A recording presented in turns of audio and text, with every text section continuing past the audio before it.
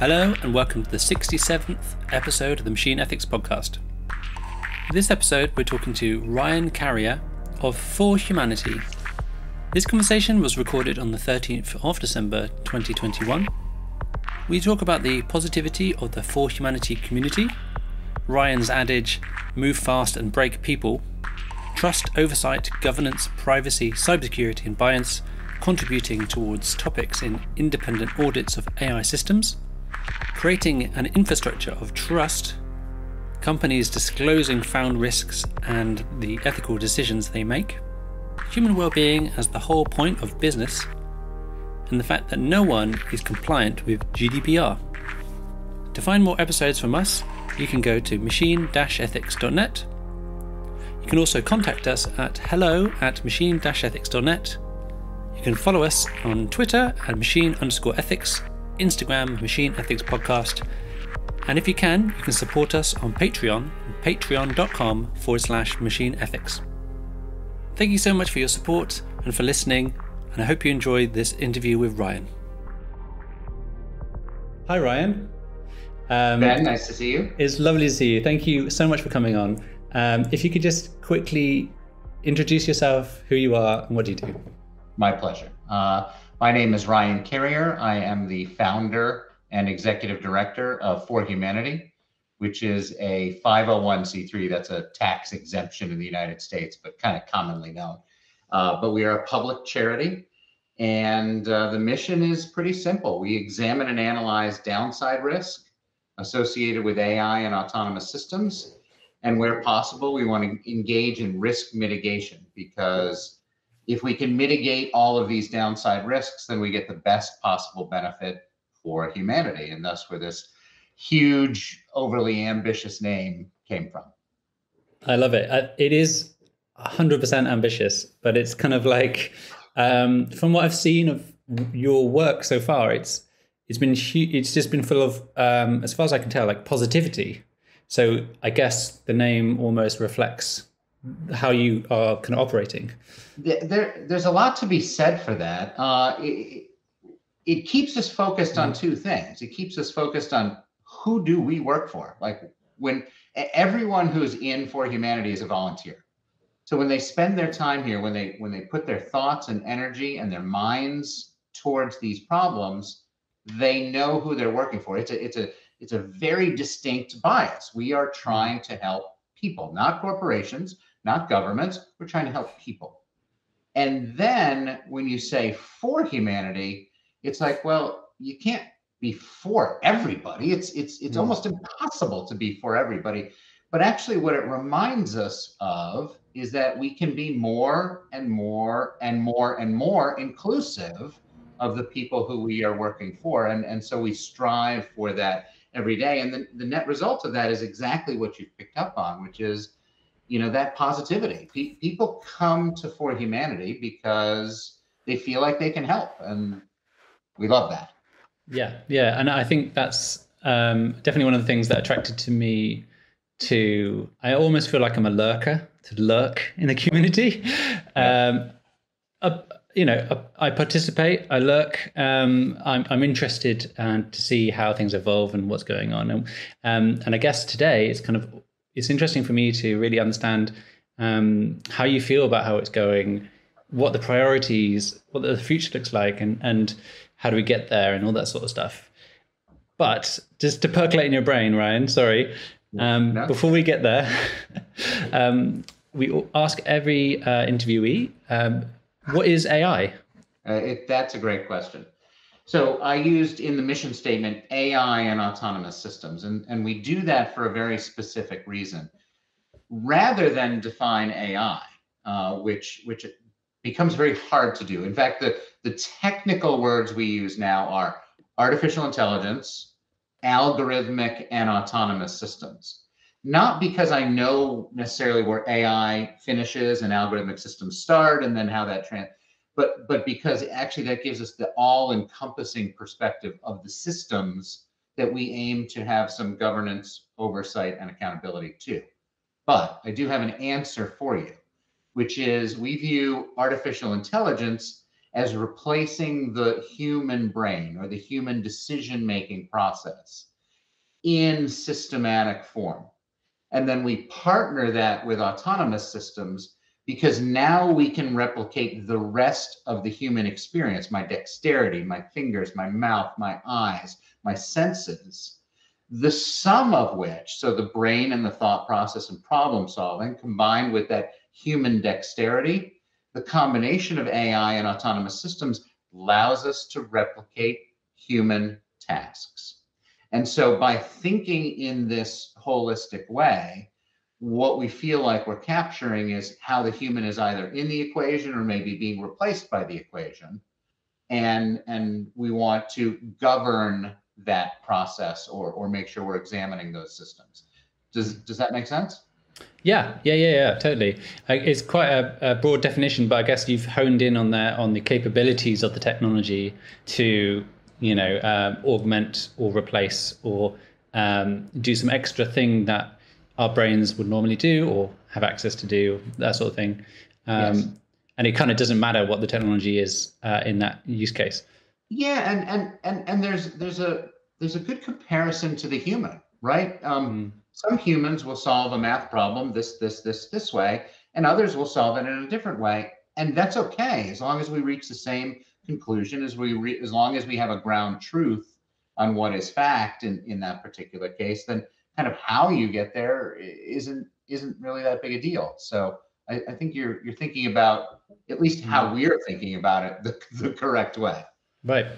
And I guess it's interesting for me because I looked at your website and it started, on LinkedIn, it says you started ForHumanity around about 2016, which is incidentally when I started this podcast. So I feel like we're trendsetters here, but obviously I'm totally biased. And it interests me to, why did you decide that this was a good thing to start looking into, learning about, chasing, doing something about? I didn't. I didn't look at it opportunistically. Mm-hmm. I honestly felt compelled. And let me explain. So I had a 25-year finance career, Wall Street, World Bank, Standard & Poor's, and I ran my own hedge fund for 8 years. And that was something that I survived, but didn't thrive at. And so in 2016, I was winding that up. I had more time on my hands because when you're not running the business day to day, you just, I had certain responsibilities. I had things I had to execute upon, but it wasn't a full-time job at that stage. We used AI to manage money. So I have good familiarity with it.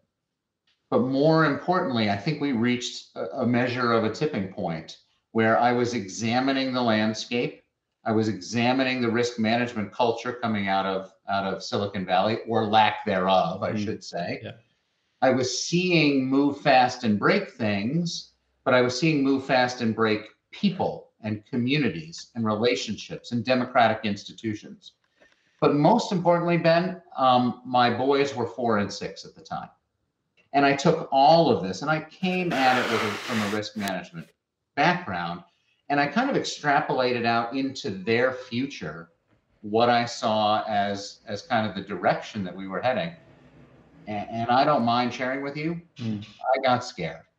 Sufficiently scared that I felt compelled to do something about it, to start a nonprofit with no plan and no funding.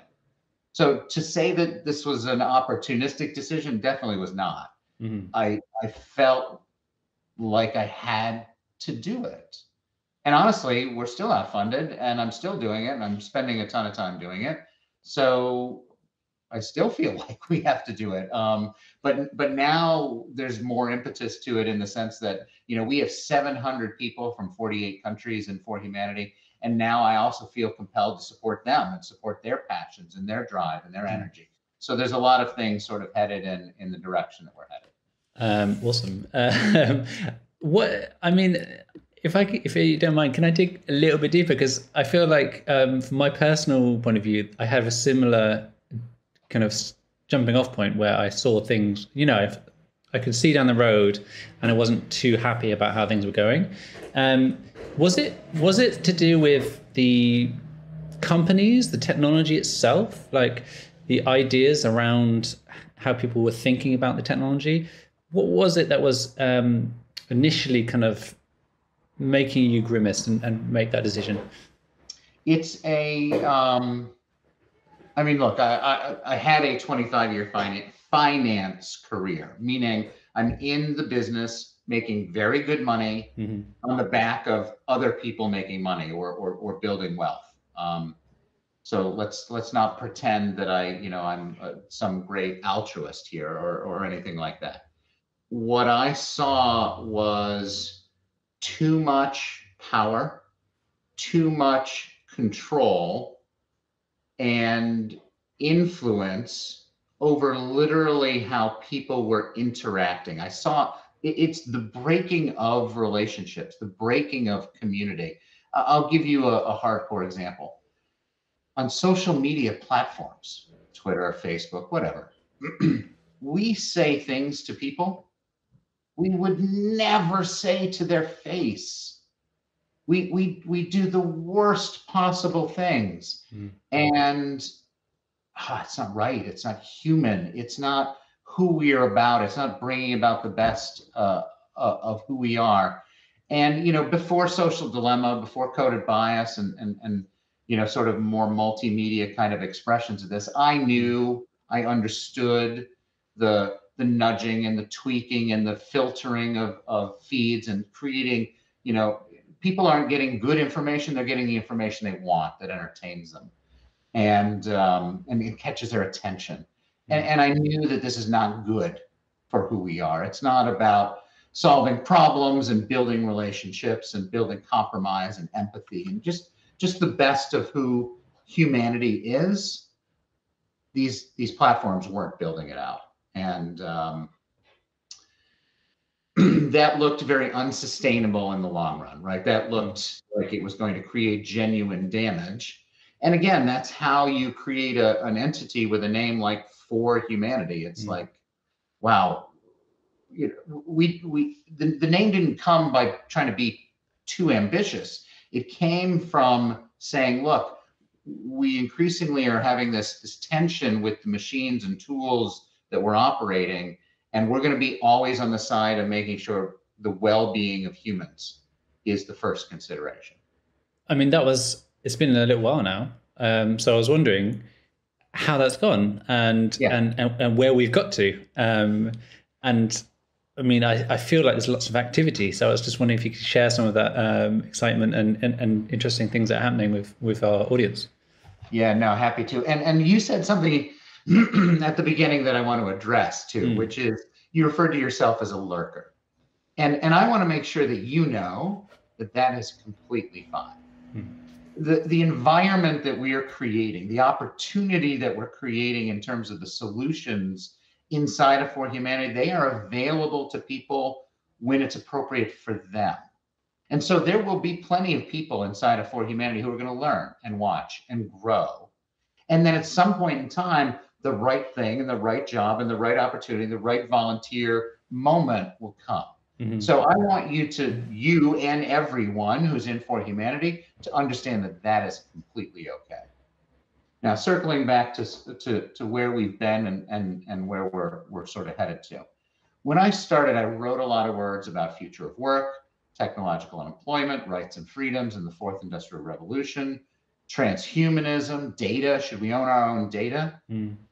The thing that I settled upon that was kind of the primary mission is that we do not have inbuilt trust, governance, accountability, and oversight in our artificial intelligence, algorithmic, and autonomous systems.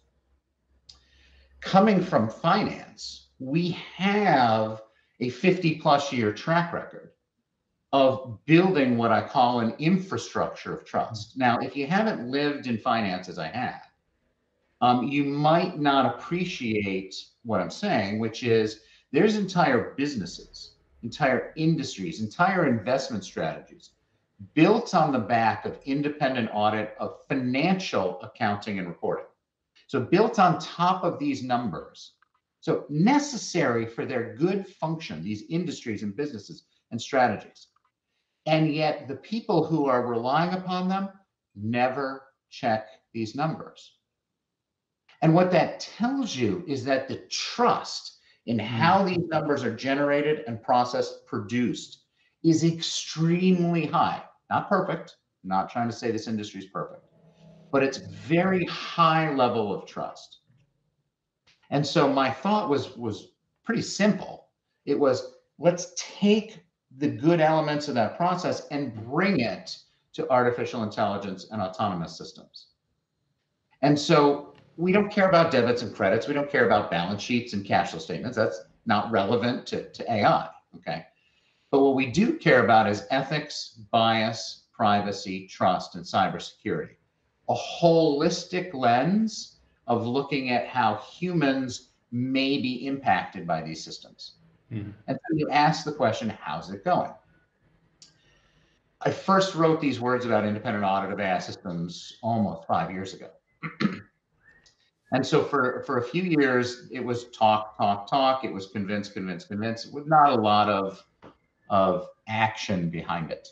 And in fact, there were a few missteps along the way as to how this was forming. I have to say, I'm very glad about the missteps. In other words, the things that we might have done to help build this process probably aren't the best for humans. And so where it's led to over time, and we didn't really get started doing independent audit of AI systems until about May of 2020, right in the heart of COVID, sort of being a big deal and impacting us sort of globally. And it was because of COVID, and it was because we looked at digital contact tracing and came together as a group of people who were concerned about digital contact tracing, that we formed a process, a robust process for creating independent audit criteria. March of 2020, ForHumanity was one person with no lines of audit drafted on any systems. Fast forward to today, December of 2021, 18-ish months or so. We are now 700 people from 48 countries with 5,000 lines of audit drafted, working with the UK government, working with the EU Commission, working with the US, with different entities in the US on a regulatory basis, Canada, New Zealand. That's progress. Have we changed things? No. Are we close to changing things? I think we are. And in the end, Ben, what we're looking to do, ideally, and we're still far away from this, is we're hoping that these audits are mandated on all AIs and autonomous systems. Don't care what they are. As long as they impact humans, we believe that these audits should be mandated, because when these audits exist, then we build this infrastructure of trust. Then we can rely on the governance, oversight, and accountability embedded in the system in a robust way. That's the long run mission. I think we're on a really great path towards it. We have a long way to go too. A lot of hard work. I think there's some personal things I could say at the end about auditing stuff, which I'd love to talk to you about. Sure. The auditing process is, substantially a community effort, right? So it's all these people coming together, as far as I can see, to formulate what could be in these audits, and then, I'm presuming a lot of hard work from yourself and, key members to get these things into the right organization's hands, with a view to then have companies pick this up in the short term, and maybe mandates in the future, or some sort of standardization in the future. But the idea is that there will be those individuals who can go into companies and run those audits and impress this idea, which presumably is around best practice around all this stuff, like you said, like security, bias, ethics, and trust, I guess. And privacy. Yeah, and I wonder, I don't really want to dig too much into the kind of the semantics of those things, but I wonder how trust figures with all this, because it feels like like one which actually is leveraged by the others? Yeah, it's a bigger term, and actually in those 5 pillars for us, it is our catch-all category, like ethics specific, privacy specific, bias specific. And I could do, bias kind of data science-y, right? Data science meets law. Privacy is law meets technology in terms of data protection. Yep. Ethics is definitely the ethics of the system, but it's also what we found, and I'm getting to trust, so I promise. The ethics side of things, we found one of the things that we do as a society is we see problems, and we give them to engineers and we say solve, right? You know what engineers are great at? They're great at solving problems, and that's fantastic. Okay, but the other thing, when you're dealing with problem solving on what we call socio-technological systems, so in other words, systems where the human is in the equation, okay, solving problems with solely an engineering purview creates problems. Because now what happens is engineers are making ethical choices all along the way that they are not only unaware of, but unqualified to make. And so a big part of our process from design to decommission of these systems is to extract these instances of ethical choice and say, look, you're great at solving problems, but you're not really trained for this. And this is a problem as much as anything else is. Let's give it to the trained professionals. So part of what our process calls for when we think about ethics is an empowered, standing, well-trained ethics committee who can opine on these ethical choices in algorithm ethics. Okay, so that's ethics. We did bias, we did privacy. Cybersecurity is kind of the ring fence around everything, right? And that leaves us with trust. And trust is definitely our catch-all category. Included in trust is control and safety of these systems, which is kind of very mechanical, right? But then we also have accessibility. And accessibility is not just, can you and I get to it, but if I'm disabled, different languages, different socioeconomic strata, there's a lot of elements that go into accessibility. And then I move on to transparency and disclosure and explainability. All of this falls under trust, because what it does when you achieve and meet all these goals is, now when you use these systems, you can use them confidently, with comfort, trust. And that's where that trust category comes in. But you were right to perceive it as a little bit of an outlier, because it really is a catch-all for us. Yeah, I guess because you couldn't have trust if it wasn't like secure, right? These things lead into each other. You mentioned that there was like a ethics committee or something. Is that sort of internal to companies, or is that to do with ForHumanity? Yeah, our audit process requires it's 2 vectors. So it's top-down governance, oversight, accountability. And when we talk about top-down, that layer, that infrastructure and foundation works, they apply to every AI, every autonomous system, don't care what it is. Okay. And then we do audit criteria from the bottom up, AI by AI by AI, autonomous system by autonomous system. Okay. Because each one will be nuanced in how it sort of impacts with data and humans and so on. So that's how we think about audit. When we're thinking about those top-down elements, we create accountability structures.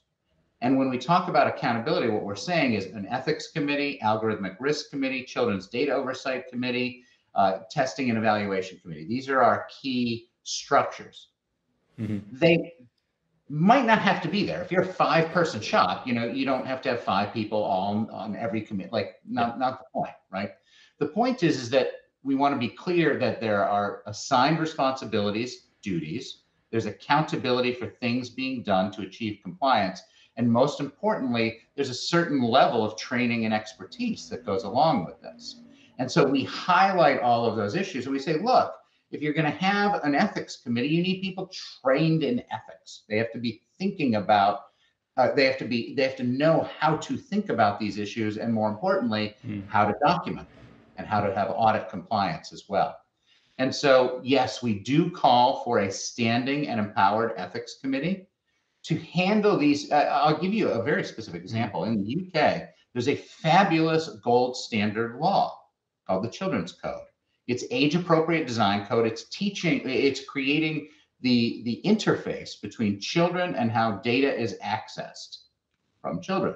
And so it actually dictates some of these design features. Now, one of the parts of this law says that shareholder value needs to be considered on par with the well-being of the child. For-profit companies have never been forced to make that decision. They're shareholder value companies. They do that first. Now, most want to do the right thing by well-being of the child because they know they're going to have more customers, and those customers will be happy, right? So usually it's a natural follow-on, but as we've seen from social media and some other places, it's not necessarily in the best interest of the child, equating to profitability. And so now what they're saying is you got to think about these things on par with each other, okay? Who's qualified to do that in a company? I asked that question, sort of rhetorically, right? The answer we found is there's not a lot of people qualified to make these decisions, and therefore we want to put it with the most objective portion of the company. And so that's where this standing body, this ethics committee comes from, who needs to be designed and trained to think about the ethical issue, not the profitability issue. Let the CEO, the CFO, the chief operating officer, let them do that, right? Chief design, let them do that. Let this standing ethics committee handle these tough, subjective questions. And I'm not even telling you I know right or wrong here. I'm not saying that at all. The audit process doesn't say that. We don't say it. We say, look, you figure out what is the right balance between profitability. I'm using my hands here for a podcast, so I know how silly that is. But you figure out what the right balance is between shareholder wealth and well-being, and you do it objectively. You document it. You accept the residual risk, and then in a lot of cases you disclose it. Because the last thing we want to do is we want to create a virtuous feedback loop of here are my ethical choices. Let's share them with people. Let's share them in a robust and positive way that says, look, I'm trying to strike this balance and I know it's hard. So I'm going to tell you how I strike the balance and you tell me if you disagree. Because the last arbiter of this should be society. And so it's a big process for enabling a better feedback loop on these very difficult decisions. Sorry, very long answer. No. I believe that Children's Code came in early this year. September 2nd. So it was in place for a year to transition, and now it's in force as of September 2nd of 2021. Okay. Yes. Because I believe I was looking at it last Christmas, in fact, going, this is going to be interesting because I was actually making a computer game for kids. And it will fall under that, correct, in certain ways. Do you think? I mean, that for me, I feel like that's half of the problem. Bringing the stipulation. I'm using my hands again. We've got things aligned basically in our hands. Things are aligned between this profitability thing, which is obviously kind of a given because you're not going to be in business if you haven't got this profitability thing. So we can kind of almost put that away and say you're essentially a business and therefore you know what you're doing about profitability. And that children's code is interesting that it's bringing, the kind of audience up to consideration in that way. And I wonder if that's something that you, for me, it feels like something that could just be blanket applied to anything, right? You're making a thing for individuals at the end of the day. You're generally not making things for people who are not people, let's say, who don't have credit cards. You're not selling to dogs and cats. You're selling to their owners, and you probably want to bring their owners up to that point as well, regardless if they're children or not. That's just my opinion, obviously. Is that sort of the thing that you might want to see happening in AI, but or broadly speaking? The answer is yes, but unfortunately we're behind. So we've had close to 20 years of a lot of these firms learning how to manipulate us is too strong a word, learning how to play on our easiest desires.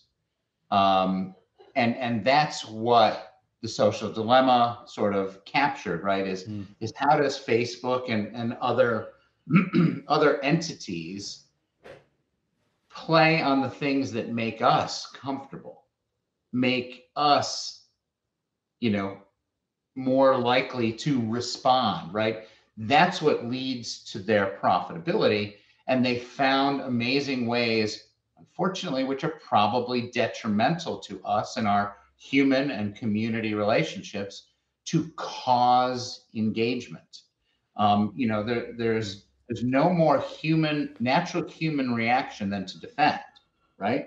And so if something comes across your social media feed and you disagree with it, and we've seen this in our politics in the United States massively, right? And you disagree with it, or you think it's not correct, we have this very natural inclination to fight and to stand up for that. And these social media platforms have enabled and empowered that. Think about the loudness of a person's voice, and I don't mean volume.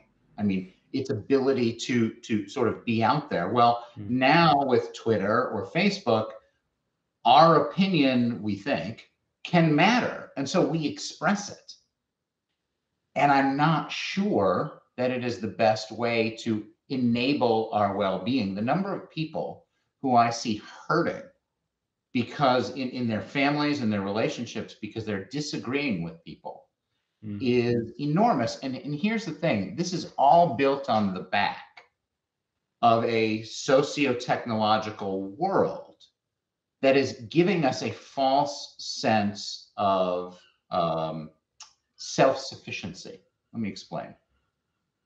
Because I can order on Amazon and everything shows up, right? I can order my groceries. I'm not out in the field tilling the farm and growing my own food, right? And a bad event happens and now I have no food, right? So I compare this to sort of 100, 150 years ago. If I couldn't survive on my own 150 years ago, right? If I was the farmer, I needed somebody to give me wood and nails and general store and things like that, right? I needed other people literally to survive. So here's the thing about needing people. When you need people, and let's do you and me for a second, right? I need you to survive. You know what, Ben? If you and I disagree about something, what happens, right? We can fight about it. We can have even a nasty fight about it. I'm not saying people didn't fight 150 years ago. But in the end, you probably needed me for the food I was growing, and I probably needed you. Let's say you're in the lumberyard for wood just so I can build my barn and my house, right? You know what I have to do when you and I have a fight? I have to come back to you and figure out how to build a relationship with you. I have to have empathy. I have to have sympathy. I have to consider your point of view. I might have to say, I'm sorry, right? And you know what happens? We work it out. We figure it out. That is human, that is relationship, that is community, and it's based on needing each other. And now we have this belief that we don't need anyone. And therefore we flame war things, right? We attack things. We say the worst vitriol we would never say to a human to their face. And that's just wrong. It's just bad for community. It's bad for our well-being. And it's just one simple example of not having well-being. We got started on this about balancing profitability with well-being. Well, in the end, some of these platforms have found that they can make a heck of a lot of money by playing off some of humanity's less than best attributes. I feel like it's okay. That last fight, it wasn't that bad. You don't have to apologize. It's okay. We worked it out. I appreciate that. It didn't get to fisticuffs. No. I feel like you sort of sidestepped my question though there. If I could press you, for would you like to see this sort of behavior kind of enshrined in company formation, The answer is yes. We call for and I apologize, I was not that's all right. I think I got myself going on a tangent there. So we call for a standing and empowered ethics committee. We call for a robust code of ethics and code of data ethics that are that are operationalized, not just words on a paper, but lived experience. And I actually argue that this will lead to greater profitability. It will lead to more sustained customer service. Let me translate this into explainability. So we think of kind of a pendulum of interpretability, explainability, and then something we call explainability plus. Interpretability is when we take models and we understand them in a technical way at the feature level, in a way that'll allow us to tweak or change the model, but it's a technical and it's an internal only thinking. When we leave the company and when we leave the technical description, now we have explainability. When we're talking to users or those impacted by the system, we have to use clear and transparent and reasonable language. And what we're doing is we're saying, here's why the system came out with this result. That is explainability. But I actually don't think explainability is sufficient in supporting human dignity. Being told why an algorithm said you don't get this credit or this loan, I mean, look, it's better than nothing. It's better than hearing nothing, but it doesn't really help me. So that's where we move to what I call explainability plus. And so this is this nature of recognizing that you will have longer term customers who are going to be more loyal, who are going to do more business with you if you treat them with dignity. And that's where explainability plus comes in. What explainability plus is this idea that if you take that explanation of why you failed or got the negative result from an algorithm and teach them how to have a better result next time. Teach them where they can improve how they interface with the system, what the system looks at, what it requires. Don't have late payments. Maybe ask for a little bit more money. Maybe have a full-time contract in place in terms of getting these loans. When you educate people on how they will get a better result, now you're embracing their human dignity and saying, look, I care about who you are, and I hope you'll become a customer of my business in the future. The thing that we forget is that corporations exist because humans chose to allow corporations to generate profit and exist for our benefit. Corporations do not exist for the benefit of themselves. They exist for the benefit of humans. And so all of that is to say, standing an empowered ethics committee that's governing how these companies interface with humans, focusing on positive well-being, will lead to greater sustainability over the long run in terms of even profitability. So I do believe that. I think that's very important. It's embedded in all of our work. It's embedded in what we require out of these systems. And again, that's where I hope there will be certain mandate to this, not to say what well-being is. That bar is always going to move, right? We have different ethos, we have different morality and so on. Just document how you're balancing between your profitability and the well-being of your children, clients, customers, however you think of them. Did I do a better job this time of getting to your question? No, it's fabulous. I don't mean to be pithy about or forthright about my questions. They're just as whatever they are. I mean, I feel like we could talk about this all day, Ryan, which is yes. Part of the joy of the fact that I get to talk to you and do this podcast at all. Really, some of the stuff that you were talking about there really hit home to me because I have this design background, and that kind of explainability plus is, from my point of view, is a very designery thing. Yes. You're creating this structure, and there's user experience and all these different acronyms for different jobs that people have. But at the end of the day, you're creating this kind of service. Essentially, you're creating this thing with AI or automated systems. It does a thing.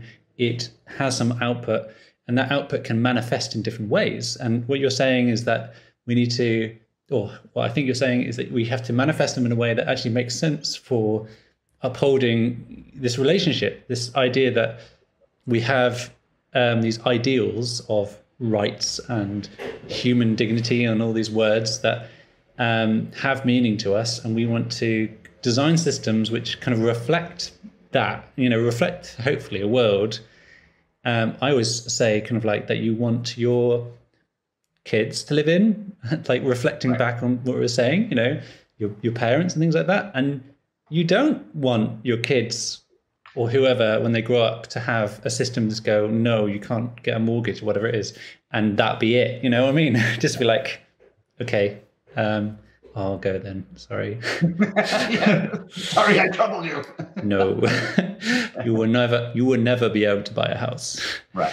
That might be for other reasons, obviously, but out where it might be welfare, or it might be access to insurance or healthcare or whatever it is, and these things will become. We can imagine how important they are when we start embedding these systems wholeheartedly everywhere. Where we get into the situation where we have to be designing for wellness, dignity, people's well-being, and this better future that we want to live in. Because why were you bothering otherwise? Almost. Exactly. Yeah. It's a funny thing. What's the point, right? If the point isn't human well-being, what's the point of the tool? What's the point of business? It's the unfortunate thing is when we create systems that allow people to be in a power structure, sometimes they forget, right? Sometimes they get focused on their well-being or employees' well-being, which, it's not competition. But when that becomes the driver, it becomes easy to lose focus and forget that you might be interacting with, and let's be honest, it's difficult to manage the well-being of 2 billion people at the same time, right? A lot of times we have competing interests. So I do not belittle the challenge, but because it's a difficult challenge, it's the Spider-Man principle, right? With great power comes great responsibility. And unfortunately, I don't think that we've held. And part of this is on us as humans, right? We are not holding these entities to the responsibility that they should have. Yeah. What if this goes well? What does that look like?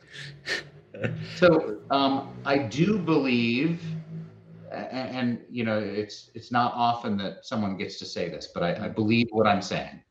I believe we're creating an entire industry. And when I say industry, the financial accounting industry is a $55 billion industry globally last year. I think we're creating a new industry that will be bigger than that in 10 years.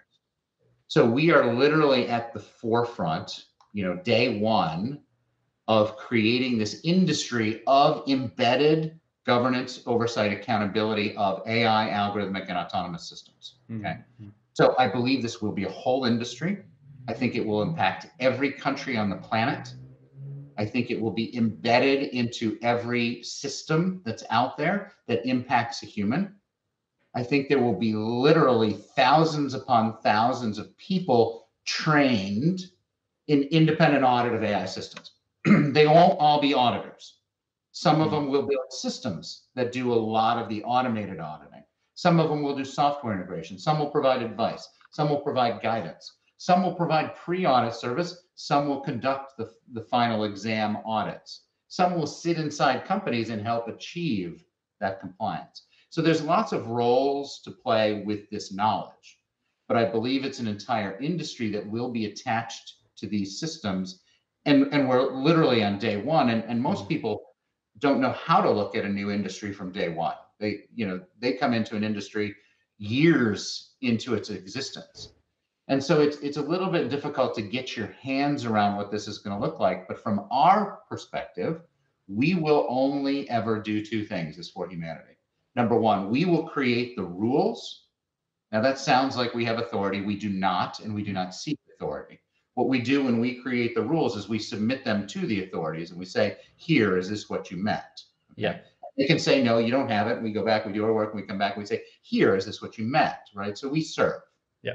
The other role that we play is we will train individuals on how to be compliant with these audit criteria so that they can play all those rules that I just roles that I just described. Those are the only two roles that ForHumanity will play in this big, substantial ecosystem.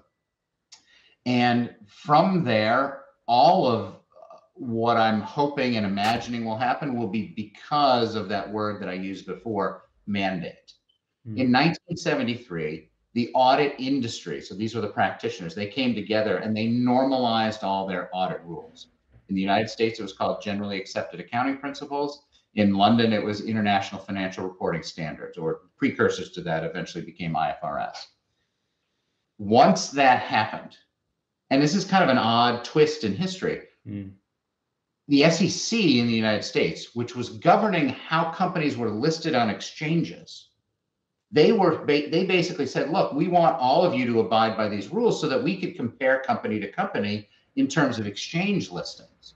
So they mandated that you had to follow these audit and accounting rules, and that spread like wildfire all around the world. And thus we created this industry of you have to follow these rules. And the people who were making sure you followed those rules were auditors. They were accountants. You get the big four accounting firms that we have today, which was a lot bigger, and they shrunk down to four over these last 50 years. So that is what I hope will happen in AI and autonomous systems, but instead of using numbers, it's ethics, bias, privacy, trust, and cybersecurity as the lens in which we create these rules, and then we mandate that those rules are followed. And we're seeing that. I mean, Europe is leading the way in terms of creating laws that essentially capture the kinds of things that we're advocating for. UK is very close second place in terms of drafting these rules, and then the United States is a thousand years behind, and honestly thinks we're doing the right thing by being hands off, and unfortunately I think the momentum's against us and it needs to shift back. Hold on, there's some rules here. Yeah, I think I guess the way that maybe Europe are thinking about it is, let's create a playing field where everyone's equal because we all have to abide by these certain rules, and we're going to bring those rules up to a level that we think is appropriate for this playing field, right? And in America and other places, who haven't necessarily done the legwork or implemented anything yet, and although in Europe not with the AI yet, they've got GDPR looking into it. There's just it's just a break things situation, and there's like you were saying, with great power comes great responsibility. The mentality we've seen in Silicon Valley and has spread out from that kind of environment of creating things and fast growth is to do with just applying stuff and seeing what happens and hoping for the best. And I was doing a talk last week, and I just really hope that mentality is over. It's from what you were saying, it sounds like that the time is over for break things, and especially when you said you're dealing with millions, if not billions, of people who are able to access these things, or could have the opportunity to access things, and hopefully we will be making them, enable them to do that. So you have the ability to affect lots of people, and you should probably, be doing it up here. I'm waving my hands around again, but bringing them up instead of being all over the place, 100% correct. I actually had a quick exchange with someone from OpenAI who was saying, if you over parameterize your systems, what it will do is it won't allow the system to kind of wander and find new things. And he was saying that as a criticism, right? And I came back and I was like, wait a minute, I want to celebrate that, because when you have a consistent scope, nature, context, and purpose, when you have that known in advance, then you have a precision. And I'm not saying don't explore things, okay? Mm-hmm. It's okay to explore things behind the scenes, okay? You can't explore things in the open with my personal data, right? You can't explore an impact that's going to impact me without asking me about it, without checking, right? Yeah. And so my argument was very simple. Good.